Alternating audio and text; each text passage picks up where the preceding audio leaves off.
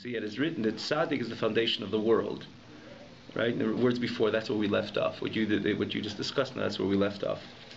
So Chabira Inyan to explain all the above. Al pi ma shekosav harav Chaim Vital zal b'shar hakdusha Eitz Chaim Shar Nun Perik Beis, based on what Rav Chaim Vital, which we know Rav Chaim Vital was the favorite Talmud of the Arizal, and he writes in his Sefer, in the Shar HaKdusha, which means the portal of holiness, of sanctity, and he has a sefer called Eitz Chaim. Shar Nun, the 50th portal of Eitz Chaim. Another way he divided and compartmentalized his Svarim was in Sha'arim, in gates, in portals. And in every portal, there's chapters. So in the 50th portal, in the second chapter, this he writes. Now we know that Rav Chaim Vital was, as I mentioned, it says clearly that the whole Kabbalah we have, the Arizal, is precisely the way it's channeled through Rav Chaim Vital's understanding. So the Rebbe brings him in the first page of Tanya. What does he write? What does Rav Chaim Vital write? The L'cholish Yisrael, next page. L'cholish Yisrael lechad tzadik v'echad rasha shtei neshamas. Every yid, every tzaddik, a tzaddik or a rasha, possesses two souls. Right? The class is called The Tale of Two Souls. Here we begin entering into that, into the two souls phenomenon. It's only Jewish people have. Yes, correct. We will see in the end of this chapter itself. But a tzaddik or a rasha, they have two souls, like it says, and it's a pasuk which is written that Hashem says, "U'neshamais ani asisi," I created neshamis, and there in that context, it doesn't mean many people, because if you're dealing with multiple people, so grammatically makes sense neshamis ani asisi, even though you have one neshama, right? You have 10 people, and Hashem says, I created their neshamis. It makes sense to say it plural. But there in that context, he's not talking about multiple people. He's talking about the individual has neshamais, which is plural. Which means, had it been a yid only have one neshama, whatever that neshama would be made of, or what would that neshama would consist of, it would be neshama ani asisi. So neshamais means plural, indicating that every Jew, cholish Yisrael, as you were saying, it says clearly every Jew has a tzaddik or a rasha has two neshamas. Shein shtei nefashos, the two life forces. Nefesh achas mitzad haklipa v'sitra achra. So, in the end of this chapter, the Alter Rebbe deals with the first, and he deals with the negative, or the other side, as it's called, sitra achra. The other side, in the beginning of the second chapter, the Alter Rebbe deals with the second and the sanctified neshama, the holy neshama, which is nefesh elikis. Actually, the second chapter begins with nefesh shenis b'Yisrael, the second soul. So why would Alter Rebbe begin with the negative soul, right? Why not with the positive? Because it says a number of places. Because it says, when does the neshama completely enter into the system of the person, to the body of the person, is when he's bar mitzvah. It says it's a hara akdim metanise. It has the first time. Now a person definitely has, when he's born with a neshama. The question is when it finds its position. It says by the bris, it says that it enters. It's a lashon Shulchan Aruch. Shulchan Aruch, the Rebbe brings in Shulchan Aruch. By the bris, again, it sets in mode that it's ready to function, and therefore even a child is always told, and he always, and even in his consciously, he knows that there's it's the voice of the Yetzer Tov, it's the voice of the Yetzer Hara.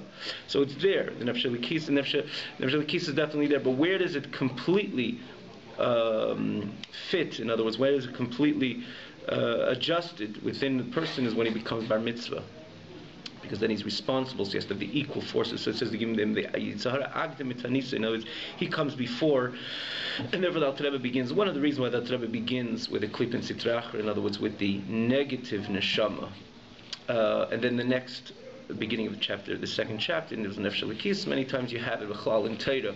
You have the Torah before Torah, Davish, that deals with the Teiv. In Esav, it says that Davish dealt with Esav, and then once Esav is there, then Yaakov is there to take over and to melt him and to transform him and so on. It's a similar idea. So the Rebbe continues, says, Nefesh achra inside the klipa sitra achra. One soul comes from the side of klipa and sitra achra, which is the negative. Now, the expression of klipa literally means a shell. right? Shell. When you look at it, any fruit, what's the more important part of the fruit? Is the fruit itself. The shell is just a covering over the fruit. Take an orange. You take the shell, you throw it out. And for that matter, it says klipa kodma lepri. It says even the klipa comes before the shell. The way it grows, most of the fruits grow firstly the shell, and then as it expands, then the fruit develops inside. So the klipa comes before, but the klipa is used as a negative term. Because again, the klipa is something you throw out, and the main thing is the fruit. And so to this nefesh, it's called, comes from the klipa, which is generally it's a term for tumah, for the spirit of impurity. It's called klipa. We find it many across Kabbalah and Zayir and Chassidus. Sitra achra, also called the other side, which is if you think about it, it's a brilliant name. I mean, it's based on Torah, but if you think about it, it really defines what the Nefesh Bahamis is, because Sitra achra means you don't even dignify it with a name. It's the other side. What team are you on? The other team. You don't have a name. Why don't you have a name? You don't have a name to take pride with the name? No, you don't. It's just the other side. It shows that there's the real side. The real side is Kedusha, associated with the Likud, with godliness, with Torah and mitzvahs, and that's what's real. Anything which is not aligned with Kedusha is just called Sitra achra, the other side. We don't dignify with it. It's similar to darkness. The darkness is the absence of light. It's not something real, tangible. I mean, there's a shita, there's an opinion which says darkness also has its kind of reality. It says Yetzereru BAYT cheshach. BAYT cheshach means he creates darkness. We say it every day in davening. It's based on a pasuk in Tanakh. So it seems like it is an entity, but on the surface, you think about darkness is just the absence of light. How do you get rid of darkness? You don't chase it out with a stick. You just open up a light. So it shows that it's not something which is tangible. It's not something which is real. It's something to give it significance and importance. So too, Sitra achra means it's not to be dignified. It's just the other side. It's unfortunately it has an effect, and it nudges us all throughout our life. This other nefesh, this spirit, this soul, and we have a challenge with it. You can't say it's really nothing, but if you want to really classify it, you see that the truth of the matter is that it's just given to the person in order the person should overcome his challenges. That Torah mitzvahs should be done and be performed by choice. So you have to have the other side, and it definitely does its damage, or brings the challenge and obstacles in our Avodas Hashem. But what is it? Anything which is not associated with Kedusha should not be and is not dignified with any name. It's just called the other side. Now, V'hi HaMislabesh is this nefesh. On the other hand, it's a nefesh. The Eibishter says a neshama is ani asisi. So it is a nefesh. This nefesh is mislabeshes v'dam ha'adam. It invests in the blood of the man l'hachis haguf, to vitalize the body. Meaning that what is the connection of body and soul? And we're not dealing over here with the godly soul, because again, he did not enter into the godly soul. We said that's the second nefesh which he deals with in the second chapter. Here he's dealing with the nefesh which gives the person his basic life vitality, and that invests in the blood, because the blood is the you could even call it mediator or the intermediary between soul and body. It's conducive to receive the energy of the nefesh, where a person could function, live, breathe, function. Is all that combination of the soul which invests in the blood, because the blood again is a keli to the nefesh, and physically also, a person doesn't have enough blood, unfortunately he can't live. What is it with the blood? Put in something else. Put in water. A person needs also some water as well. But generally, the blood is what keeps the person going. Reviz dam. He has to have this amount measurement of what's with the blood, because the blood is conducive to receive the energy of the nefesh, and ultimately lahach saguf, which brings life to the body. So vihi, that nefesh mislabeshes, invests in the blood of man to give life to the body. Ukidiksiv, like it says, it's a clear pasuk in the Torah, Bereshis.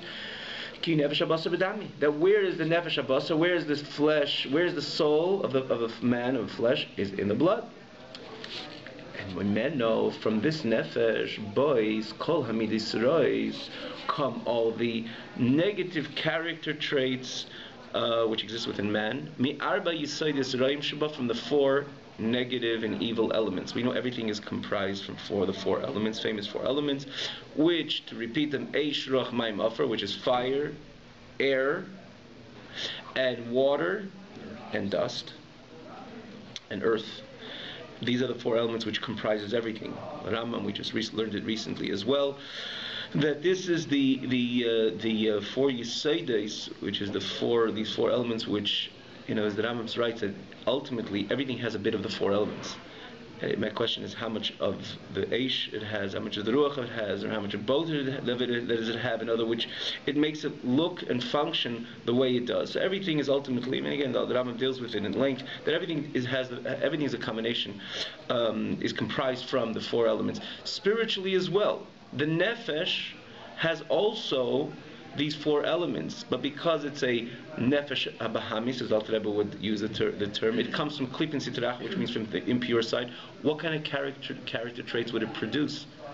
Not anything refined, not anything holy, not anything pure. Quite on the contrary, midei sarais, negative character traits, negative attributes. And he goes on, and he itemizes them. He says kas v'gaiva, anger, haughtiness, narcissism, comes from Yisod Ha'esh, comes from the foundation of fire. Sheneg b'lamayla, fire is sense of high, right? Contrary to everything else in creation, everything gravitates downwards. Fire is the only thing that ascends on high. Everything. And the reason it says, and the Rambam himself explains, everything ultimately goes to its shadish, to its source, but getting to deal with it the way it is in the nefesh, it's because the character of anger and haughtiness is milmatal and negbalamayla. It shoots on high. It shoots for high. Means if a person's haughty, he doesn't allow himself, just to be in the middle. He always prioritizing, ascends himself. I'm higher, I'm better, and so on. And so to the idea of kas, anger, you don't need to find the attribute, the character of anger in its association with fire. You don't need to look very far. He's fiery. He's angry. He's like a torch of fire. And it's used in common language as well, because this is the nature of anger, that it ascends like fire, like a flame and a torch of fire.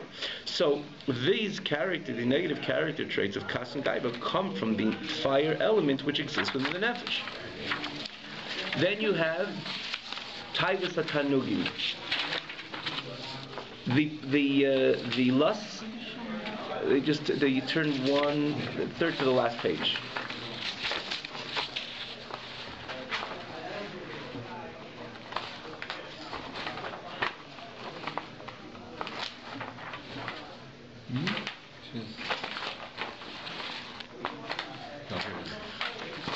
Right, the taivas hatanugim, which is the lust which one has for the delights and pleasures which exists within this world and this reality which we live in, right? And as we mentioned last week, or the week before rather, the last time we learned over here, that the nefesh bahamis, this soul, not necessarily jumps to tell the person to do bad, to do things which are evil. Not necessarily does it begin so, or not necessarily its initial function says be a bad person, harm somebody. Ultimately, and that's what this brilliant term of the Alter Rebbe, calling this nefesh not Yetzer Hara. He does mention periodically throughout Tanya about the term Yetzer Hara, and we'll soon see where he's used Yetzer Hara, where does he use nefesh bahamis. But usually, the Alter Rebbe deals with this nefesh. He calls it nefesh bahamis, the animal soul. If you look at an animal. And the animal's not there, there's a reason why, in halacha, it says that if you leave your animal in a certain place and it eats up whatever's in front of it, doesn't belong to the person, he wasn't allowed to have his animal in that particular place. He has to pay nezek shalom, he has to pay complete nezek, complete whatever damage that his animal caused, because man is responsible for, just like he's responsible for himself, he's responsible for his animal as well. When it comes to an animal goring, this is the first 3 times that it would gore. The tam is the first 2, and anyways, the first 3 times that it gores, he's only chayiv chatzi nezek, a half of damage. Why so? Because it's not in the character of an animal to gore another animal, right? The chayes, lions, in other words, the beasts, the more aggressive animals, they take the form of their lifestyles. They prey on other animals. it's not the character of a even an ox, a cow. They have their horns, and the goat also has his horns. And if they get angry, they can go ahead and gore, and that's what it says. If after multiple times, the owner is chayiv nezek shalom, is chayiv a complete nezek. But why is it different than all the other damages that one is responsible for his animal? The answer is because the animal's nature is, sees food in front of it, doesn't ask who it is, just eats it. So you're responsible. If it breaks a wall or if it walks in someone else's field, it damages with its footsteps, you're also chayiv. You're also obligated because that's the nature of the animal. It's not embedded in the nature of the animal, and a normal, healthy, especially a domestic animal, to gore other animals. But in the same token, it can gore, and it could lead up to a state that you ultimately will be chayiv for everything after a few times. And this is the same thing that Alter Rebbe brilliantly uses the expression of this, or defines this nefesh. Doesn't use the term Yetzer Hara, because when you say Yetzer Hara, you're using the word Ra, evil. Right? And evil, you think about someone evil, you say he's an evil person. You see very deep-rooted evil character, which you don't want to even cross this person when you think about it. If you think about an animal, and this is again, Alter Rebbe calls it Nefesh HaBahamis, the animal soul, because the animal also, he can ultimately gore. If he doesn't get his way, he can gore, or he would gore. But what is the animal? Is just whatever, if you want to define the animal, how would you define the animal? Whatever contributes to its comfort, that's what it does. He wants to eat and gives himself a spread to sleep. He wants to scratch his back. He gives a little scratch on the fence. Whatever you want to define the animal, whatever contributes to its comfort, that's what it is. So that's the definition of the animal. And you don't allow it. You take it away. He can get aggressive. He can gore, and he could definitely do things which are much different than in his initial state, in his initial character. The same thing when you're dealing with the Nefesh HaBahamis. And again, Alter Rebbe so interestingly calls Nefesh HaBahamis, because the Nefesh HaBahamis initially doesn't mean to do bad, or even in the context of Ben Adam Lamakim, between man and Hashem. In other words, not only between man and his fellow friend, it doesn't want to dafkas.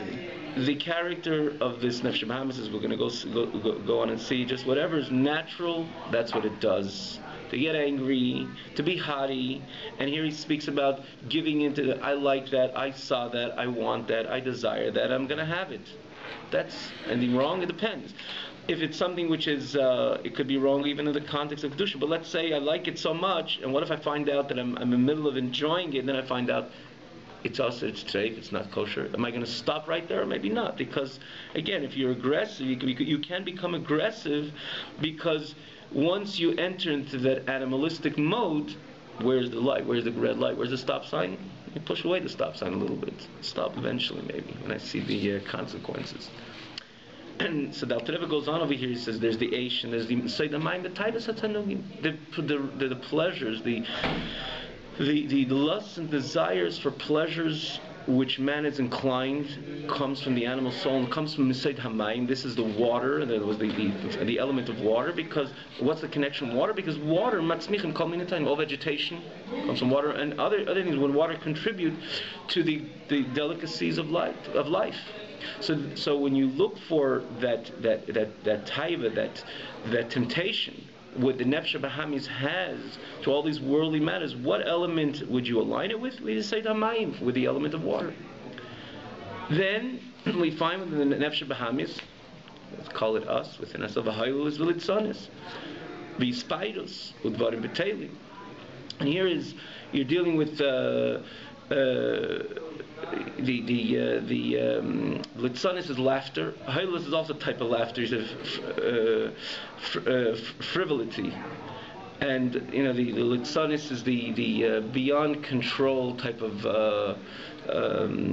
laughter, or letting loose or so. Hispaidos is a type of haughtiness as well. And we're going to see in a moment why this comes from and associated with a different element. And then Dvarim B'Teilim, which is word in vain. People talk. Just talk in vain. B'Teilim means say there's nothing good or nothing structured. And no, that doesn't mean nothing structured, and it means that no yeshiva is going to be built out of this talk. No, you don't have to go to that extreme. Nothing structured happens from this talk. Just loose tongue. that comes from the element of ruach, again one of the four elements, eish ruach mayim afer. Ruach, which is air. You look at the air. Air is from all the four elements. It has the least. It's the least tangible. And if you think about these four characters, they start in Dvarim B'Teilim. Air, it's all talk air. You say it's all air. This talk is all air. You didn't say anything. It's all air. What are you trying to say? It's all air because it didn't produce anything, and it's not there to create it to lead to something structured. That's why it comes from the element of ruach. So to Hailis Litzanis, this laughter, extra laughter, this letting loose, it's all air because again there's nothing structured to it. And the only thing we have to understand why he's sparus, which is also some type of haughtiness as well. What is the difference this? And we just said that haughtiness comes from Aish, associated with fire, and the answer is very clear. Because there's two types of haughtiness. One, that the person has something to be haughty about. He has this quality and that quality and that quality, and he's a talented person, so he has many reasons why to be haughty.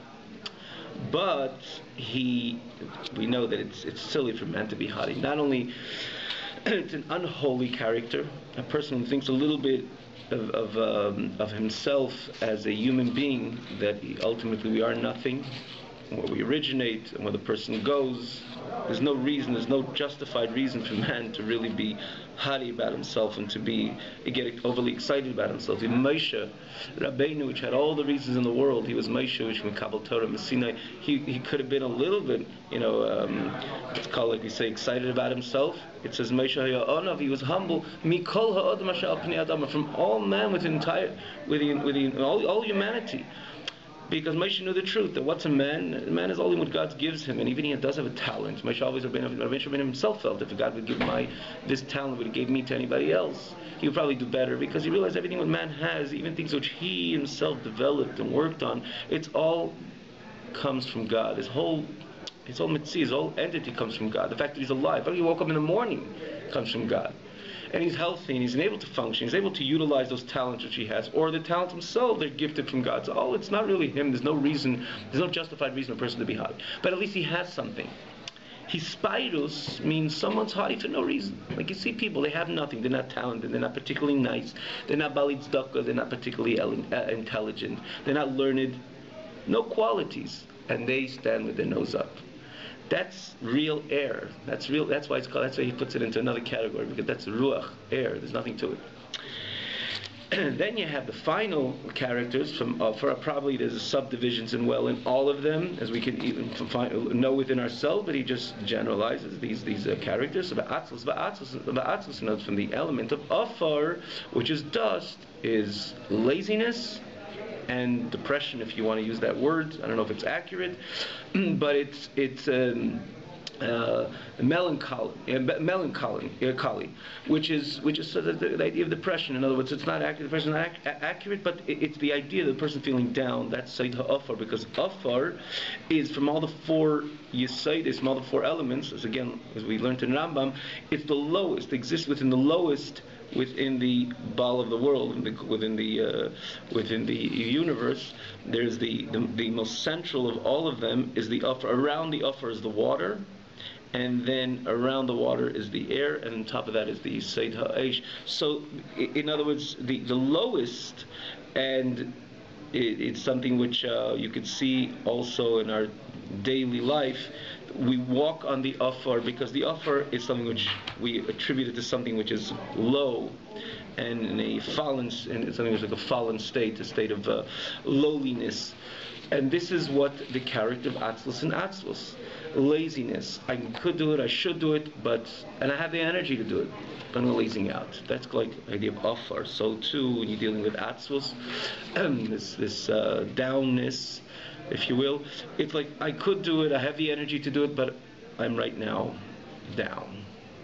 That's associated with Afar. So these are the four elements which exist in all levels of creation. So exist within the Nefesh itself. But what do they produce?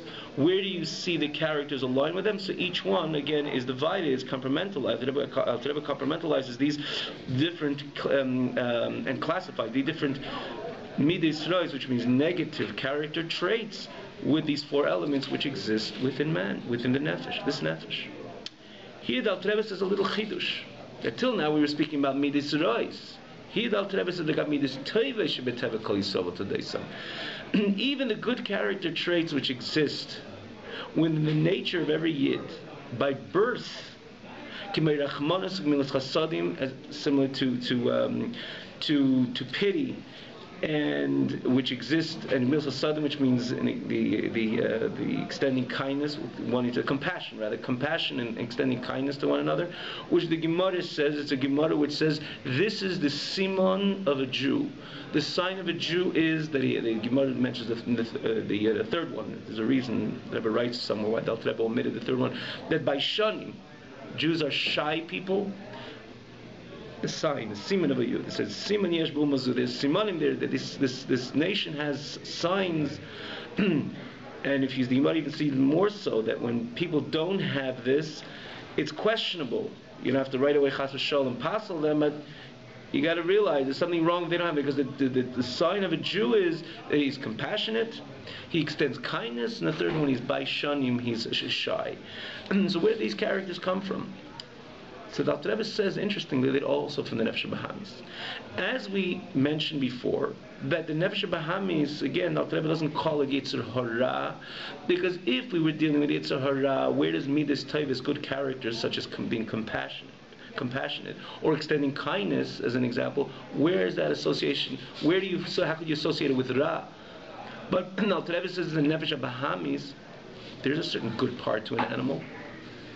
It could be caring for its own children, and they could be caring for others. They don't particularly share, but they know how to live together. Maybe they know how to live together even better than men, right? They don't go to therapy.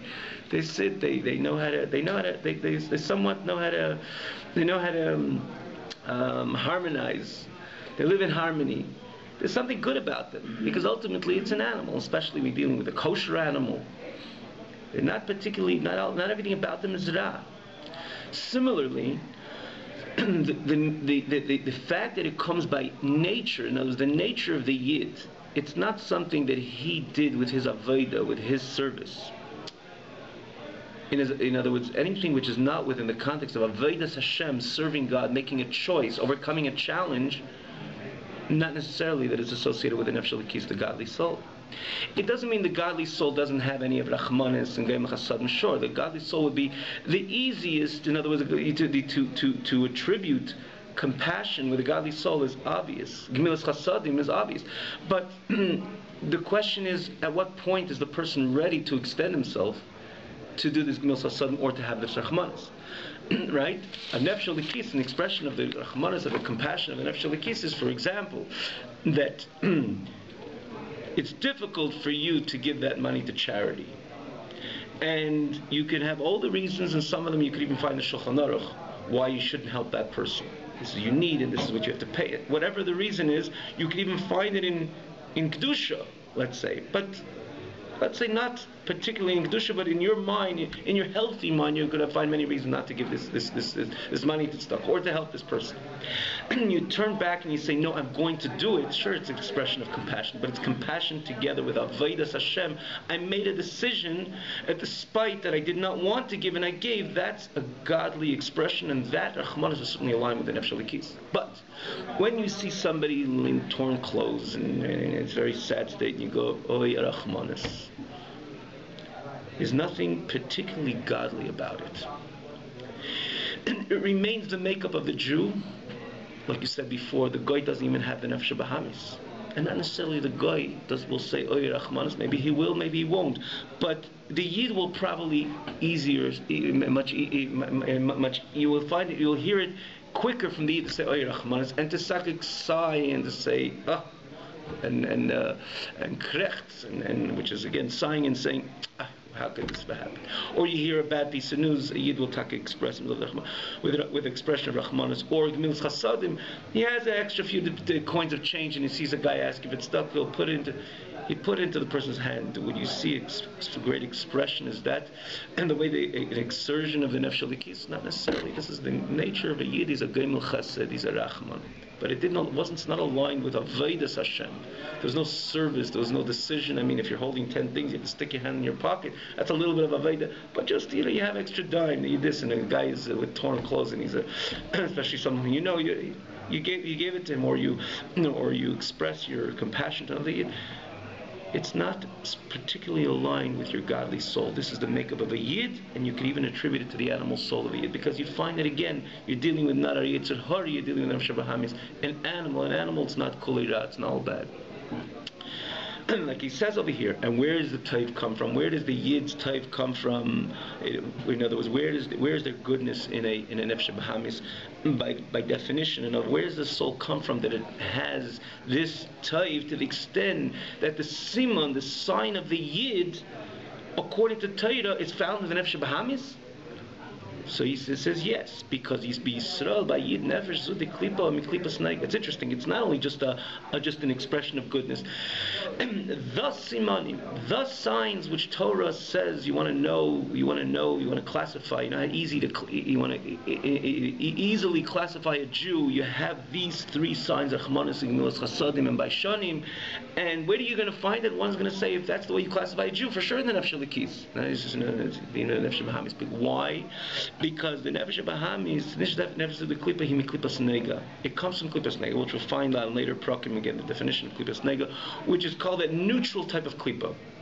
And Al Tereb is going to say later that there's the three levels, the two extremes and the one in the middle. The two extremes is one is kedusha, holiness, a mitzvah, avodas Hashem, learning Torah, doing mitzvahs, or the object of the mitzvah, the tefillin. What is the tefillin? Especially the tefillin, the way the actual boxes, or the mezuzah, or the Shabbos candle, especially when they're used to constantly perform the mitzvah of tefillin, or lighting the Shabbos candles, or the mezuzah. Where does it receive its energy? On what side is it? It's obviously in the side of Kedusha. Then you have something which is associated with Shalosh Klipas Atmeis on the other side. Complete Klipa, complete Tumah, and Torah says stay away from it. You don't have to look far. Take, for example, something which is not kosher. I'm going to eat this, and I'm going to feel so much better, and with the energy of that food, I'm going to learn my piece of Gemara. Sounds good. Right? You will have the energy. But Torah says with all those good intentions, stay away from that, because not only will you be able to elevate that will bring you down to places you don't want to be. Because that is totally tamei, impure. It receives its energy, again, we're going to soon see the term in Kabbalah, Shalosh Klipas Atmeis, and therefore Torah says stay away from it. And it's not only in context of food. This is the 365 mitzvahs, or mitzvahs aseh, laisaseh, which Hashem says don't be smart, stay away from it. And don't try to elevate it, because you won't. It has too much negative energy, it'll bring you down. And then there is the in the middle, which is called Klipas Nega. And take the apple, the cup of water. Is it holy? What's so holy about the cup of water? There's nothing holy about the cup. You can't compare it to a mezuzah or compare it to tefillin. It's right in the middle. This is the question. It's neutral. This is all what I'm going to do with it, right? Your car you have going frontwards, backwards. Not always backwards is bad, right? But you're thinking about the frontwards, backwards. Neutral. Now I could do it. I could bring it to a state to bring it go front, and because I'm neutral, I can bring it to a state to go back. Similarly, I could take the cup of water, and because it's neutral, there's nothing particularly holy about it, but it has the potential, because Torah did not say that this water is asur. So it's already away from Shalosh Klipas Atmeis. It's cut away. It's not anchored into that world of impurity like Shalosh Klipas Atmeis. It didn't say it's usher. So on the other hand, it's not particularly cut. It's not holy. So I could pour a cup of water, make a bracha. So if I make a bracha and I drink it, I feel good, and with that good feeling, I'm able to concentrate on the next few lines of the Torah I'm learning.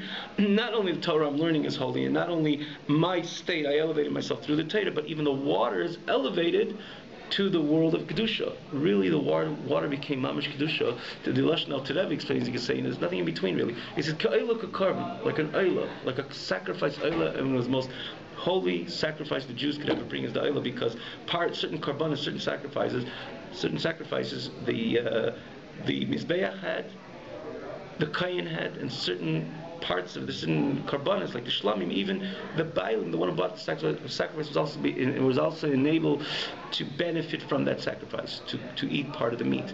The Karban Eilah, not the Kayin, in other words, not the Bailim, not the Kayin, everything was brought onto the altar.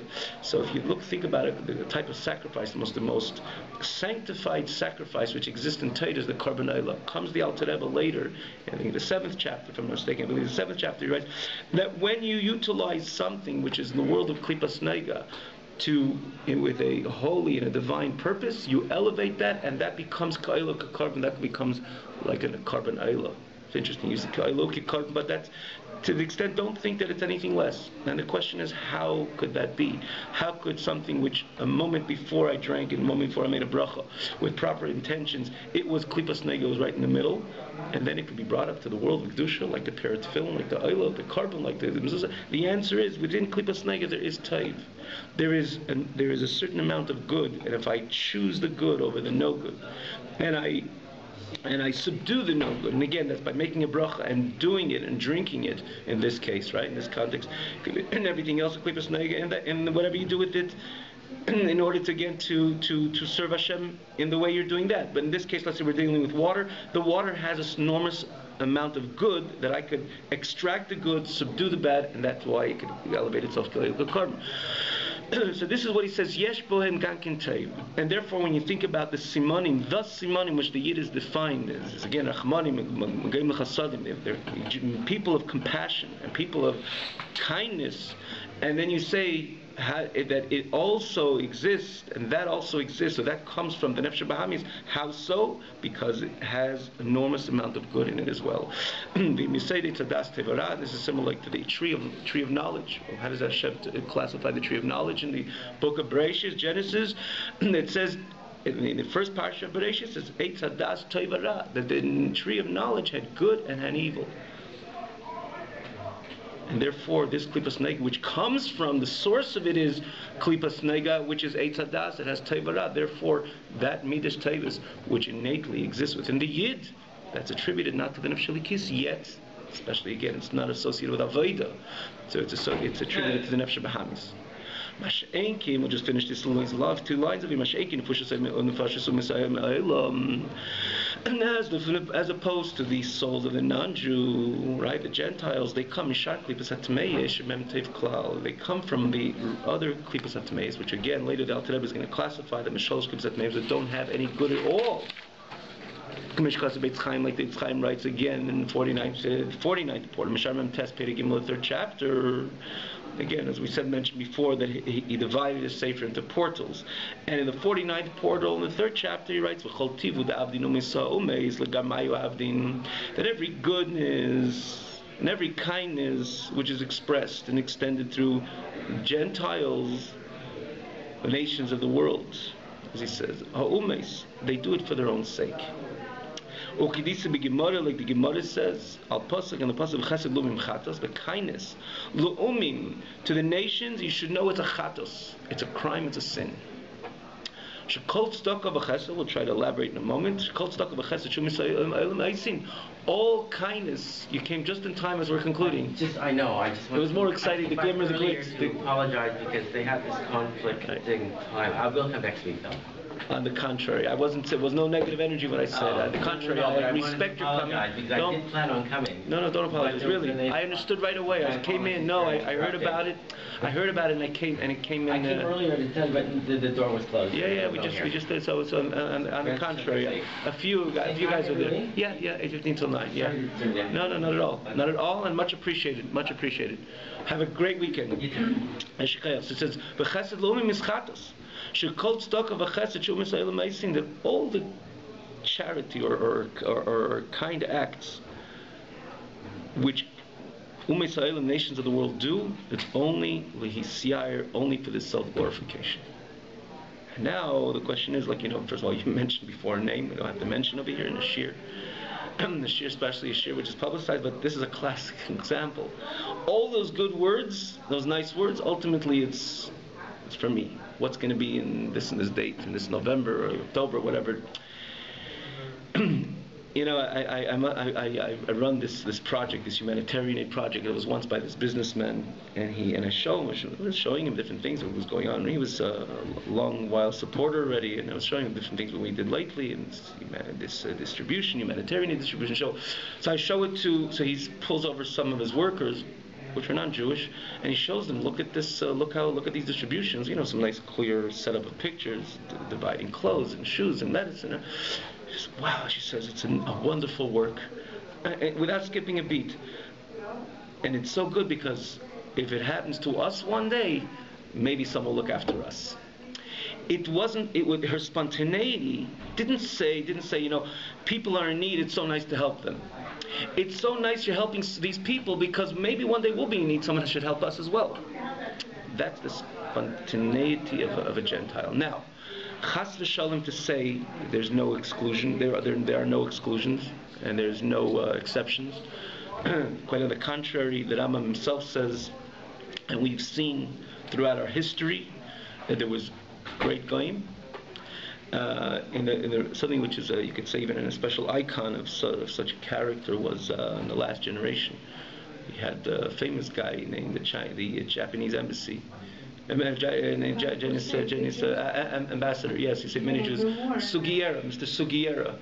For that matter, physically, ultimately Hashem decided I should live over here in this time, this generation. But naturally, the reason I'm here is also because of Sugiera. Your grandfather. His grandfather was saved because of Sugiera, as an example. And also Schindler. Correct, right. There was many, but he was something special of thousands and thousands of Jews, and not only that, he knew he's going to be reprimanded. He knew he was waiting severe consequences, and it eventually happened to him. They fired him and they let him go, and they didn't care about him. In other words, he lost his job and he lost his parnasa, and he knew of those consequences, but he did not lose focus, and he utilized. He says, I have an opportunity to save these people. He sacrificed his life literally to save thousands and thousands of Jews. That does not go along with something like this description of a non-Jew, of a Gentile. Quite on the contrary. He didn't do it for his own glorification, not at all. Nothing, people naturally glorify him today, but that's not what his intention was. He didn't do it because he's going to get any reward, because he not only didn't get a reward, he suffered great consequences as a result. So this is a different type of Gentile, which the Torah itself, starting from the Rambam, the Gemara actually deals with it, but the Rambam describes it in Halacha. It's called Chasidi U'Misailam. The kind of the pious, the special non-Jews, which they do not fit this classification. But we're talking about those who are not.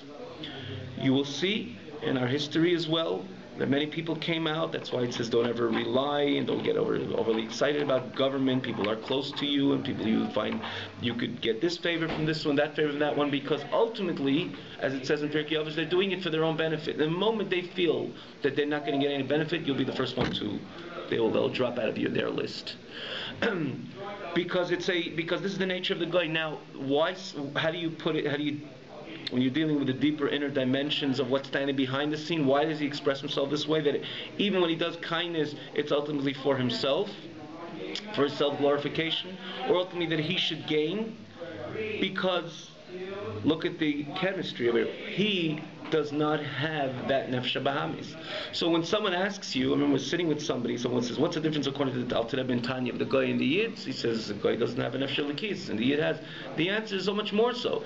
The guy not only doesn't have a nefesh likis, a godly soul, the guy does not have an animal soul. He doesn't have this nefesh bahamis, because nefesh bahamis has toiv and ra. It has toiv, and because it has toiv, it could be elevated. And later the Alter Rebbe says not only a cup of water could be elevated to become carbon, even the nefesh bahamis could be elevated completely and become kind of the same interest in God, just like the godly soul, which is a part of God. Could you imagine the great transformation, where that an animal soul ultimately has the same interest, motivation, and desire to God, just like the godly soul, and maybe even more, as explained in Kabbalah and Chassidus, because of the something special with the animal soul, but even we're not talking about the virtue of the Nefesh Bahamis that it even has more than Nefesh Elikis. The fact that an animal soul ultimately could express a love to HaKadosh Baruch Hu just like the Nefesh Elikis, that shows that deep down it has so much taiv. And when the Gemara deals with the simanim of the Yid, the signs of the Yid, Abayisharim and Achmanim V'Gem Chasadim, it's all within that taiv which exists in Nefesh Bahamis, what the guy doesn't even have. So the guy does not have those natural instinct, the characters of being compassionate or gemel chesed and so on. And when he does, you should know that there's ulterior motives. It doesn't mean that we have to completely lock out the goy as a result. Well, first of all, we're not talking about locking out the goy. We're talking about just facts over here, and we have to. And if he does have ulterior motives, and if a goy could help do something good, let him have ulterior motives. It's not that we're shutting out the whole that channel which the Yid and the Goy ultimately could contribute so much to Yid and Yiddishkeit. It says that's one of the nevuos of Mesa Mashiach, that not only Yidden will help each other, but the Goy will help them to help the Yid, because they will realize more and more the virtue of Teda, of Mitzvahs, and the Eibishter's connection with the Yid. So it's just describing the advantage and the specialty of the Yid, that even his Nefesh Bahamis has Taiv, which that does not exist by the Goy. Chassidiyum Esaylam, we find that not only in the past generation of Sugiyara, especially in today's times, and again, because we're coming closer to Mesa Mashiach, and by Mesa Mashiach it says, Hashem is going to get rid of and eradicate the spirit of impurity from the land. So more and more, if even the Goy sees and feels and in tune to the emes, the truth which exists with Torah and Eibishter and Yidden. Therefore, we find that in today's generation much kindness, or much that the Goyim itself would contribute to the success of Yidden, Yiddishkeit, and so on. But it still doesn't change. And again, if you find it and they're doing it with wholeheartedness, and they're not looking for their self-glorification, they're not looking for their self, like a garmaya, for their own gain, you could classify them Hasidim Masaylam. But in the same token, the average, you should know that the difference of the Yid and the Goy is that even in comparison, you're not only dealing with Nefesh Elikis, the godly soul, even Nefesh Bahamis, which has Taiv, Amiti, true Taiv, even again, which exists within the Yid. Just conclude a little story. Now, it is a little, in the last 2 decades, the story, there's another interesting dimension to the story, because this was known for 200 years, or more than that, more than 200 years, till the downfall of the former Soviet Union. So there was a story which was roaming, and we grew up with it also. We grew up with this story, but later, after the downfall of the former Soviet Union, they got all the documents of the interrogations of the Alter Rebbe. The Alter Rebbe sat in prison primarily because of writing the Tanya. And again, there's a whole history. Why did they put the Alter Rebbe? Why did the Alter Rebbe was incarcerated? But later, when they found all the documents, they didn't find this story. Interesting. They found many other questions and answers in the interrogation. This story they didn't find. But what was the story? So like I said, I don't know how accurate it is once we learned that they found the documents, or they didn't document that. But the way the story went was that they in the first Perek of Tanya, the interrogators, non-Jews, they asked many questions of the Alter Rebbe. And they said this question. They asked 20 questions. The way the story went, there's 20 questions, and the Alter Rebbe answered with much clarity, and he influenced them. In other words, to see his wisdom, his understanding, his knowledge in Torah, and particularly in the esoteric part of Torah, and they were really amazed with his answers. Goyim, later Alter Rebbe also, right, when he wrote the first letter after he was liberated to Rabbi Levi Yitzchak Barditchever, he said even that the biggest wonder, in other words, the miracle consists not only I was liberated, that even the non-Jews formally liberated me with honor, and they accepted, and they put kind of a stamp that Torah, Yiddishkeit, especially Kabbalah, Chassidus, is something very special. In other words, he said that was the real miracle. Not only was personally liberated, but that they themselves understood, and therefore the Alter Rebbe, we know the Alter Rebbe was liberated with much honor, and they gave him this Ezrach Nichbad L'Dorasav. He was a special citizen, the Schneerson family, because the way they liberated him, and there was the reason why they liberated, because they were convinced, not just let the guy go, but they're convinced there was something very godly and special and royal about this man. So one of the first letters he wrote to Rabbi Yitzchak Barditchever describing the nest, that it wasn't personal.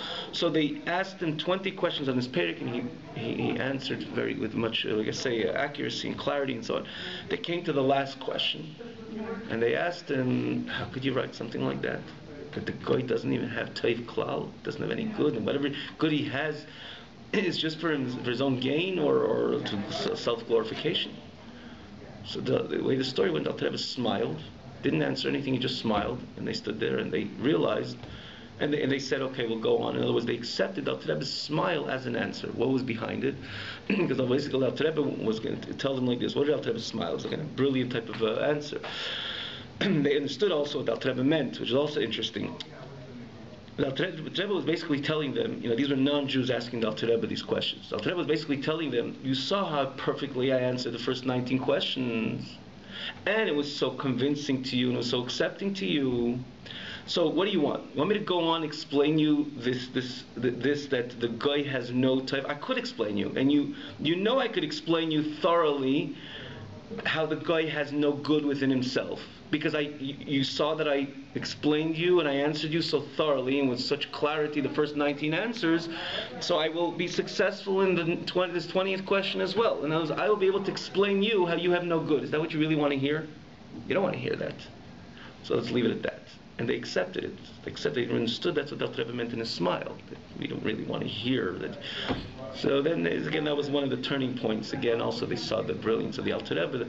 But later again, when they recovered these documents, which the Russian government gave it to the Hasidic Chabad, they said there was 100 questions they found, not 20, but this one wasn't there. So this whole story, I don't know whether, or they didn't document it, but this was a story. This is Hasidim knew for generations, 100 of over 200 years. This is the way the story went. But it's an interesting story on its own merit, that this is the way it is.